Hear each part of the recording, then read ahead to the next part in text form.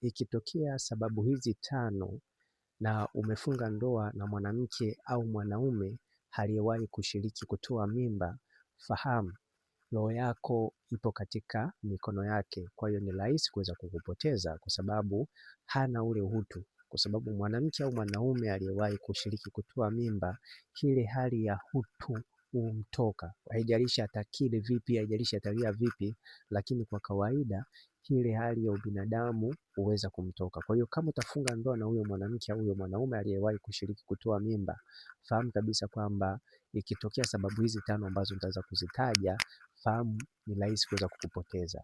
Sababu ya kwanza kabisa ni sababu ya kupendwa na mwanaume mwenye pesa.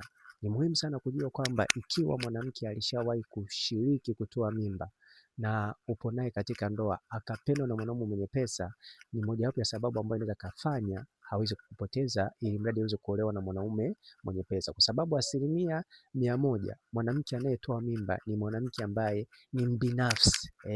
Kwa hiyo kutokana na ile ubinafsi na ule ubinadamu au ule utu unakuwa umeshamtoka, ni rahisi kuweza kukupoteza kwa ajili ya kuolewa na mwanaume ambaye hana pesa.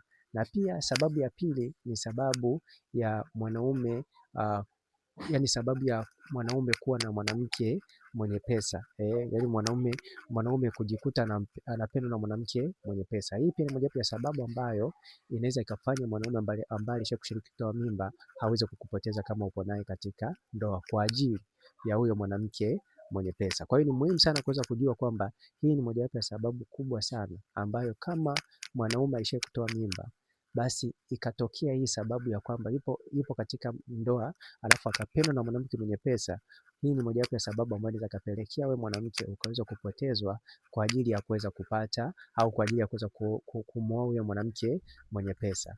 Na pia sababu ya tatu ni sababu ya tamaa ya mali ambazo umezitafuta kwa pamoja, ili hali anataka aweze kuzimiliki peke yake. Hii ni mojawapo ya sababu kubwa sana. Wanawake, hususan wanawake, wamepoteza wanaume wengi ambao walikuwa nao katika ndoa. Kwa hiyo kama mwanamke alishawahi kushiriki kutoa mimba alafu ikatokea hii sababu, kupoteza ni jambo la kawaida kwa ajili ya kuweza kumiliki zile mali. Kwa hiyo ni muhimu sana kuweza kujua kwamba ipi ni mojawapo ya sababu. Na pia sababu ya nne ni sababu ya kutaka kuishi peke yake bila usumbufu. Mwanamke yote au mwanaume yote ambaye alishakushiriki kutoa mimba, huwa ile hali ya utu anakuwa hana. Kwa hiyo hii sababu ikitokea, ni rahisi kuweza kukupoteza kwa wewe mwanaume ambaye utakuwa umefunga naye ndoa au kwa wewe mwanamke ambaye utakuwa umefunga naye ndoa. Na pia sababu ya mwisho kabisa ni sababu ya marafiki kumshawishi kumuua au kumpoteza mwenzo wake kwa ajili ya maslahi fulani au kwa ajili ya mambo fulani kuhusu au kutoka kwa marafiki zake.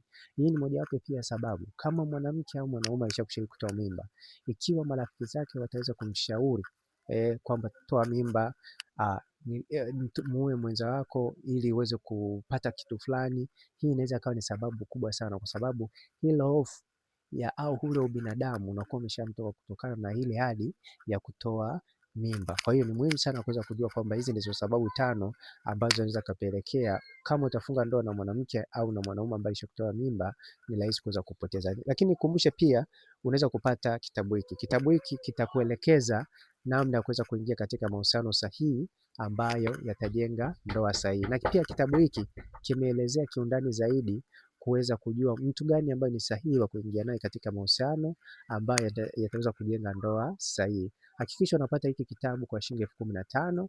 Ni cheki WhatsApp kwa namba 0713 7287 36. Kama utakuwa nje Tanzania, anza na jumlisha 255 713 7287 36. Utapata video za stori za mapenzi, utapata ushauri, utapata namna ya kuweza kufanya mapenzi kwa vitu tofauti tofauti ambavyo vinahusiana na mambo ya mahusiano pamoja na ndoa. Naitwa Isaac Kanyankole, karibu